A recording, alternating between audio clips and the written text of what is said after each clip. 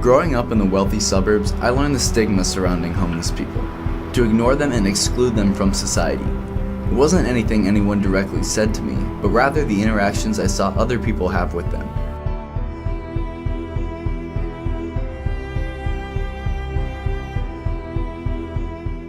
We assembled a team of those who value people and hit the streets of Atlanta to catch a glimpse of the homeless environment.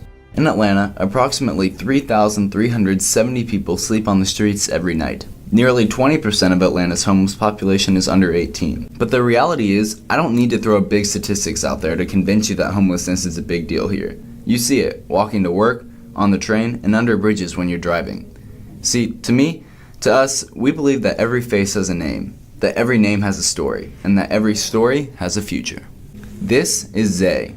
My boss, came to me and he said he had to cut hours. Zay is one of the coolest guys I've met, and I was so honored that he would share a piece of his story with me. He says, if you don't have the money by, he said, I'll give you a day. Because I went to him Friday. He said, well, if you don't have it by Saturday, the end of Saturday, you have to go. I asked him, hey, will you take this with a late fee come next week? He said, no, he couldn't do it. After talking through what Zay is doing to succeed at life, I don't think I've ever respected someone that much after just an hour of conversing. I feel for him. Zay didn't do the craziest things and make the worst decisions. Zay just got sucked into it. I feel sad that the world from where I view it, maybe other people that do stuff like that view it as two different worlds, and it saddens me. Over 2 million people work within the Atlanta city limits, most of them walking past the homeless community every day. I think people will often ignore homeless people because it's their defense mechanism. They just walk past them, like they pretend like they don't see them, like they don't exist. I never knew how to react when I saw homeless people. Do I give them money or ignore their existence? Based off my preconceived thoughts, they hadn't earned my respect to deserve my money. And why are they on the streets begging instead of out looking for a job?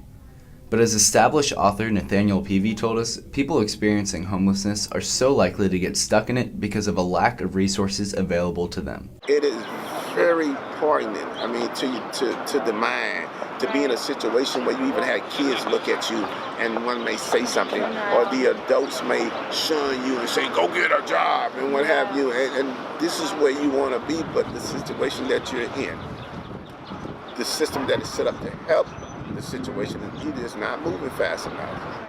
All that to say, the people our crew met today completely shifted our views on those experiencing homelessness.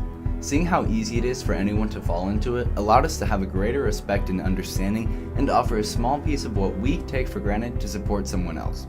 That's people valuing people, right?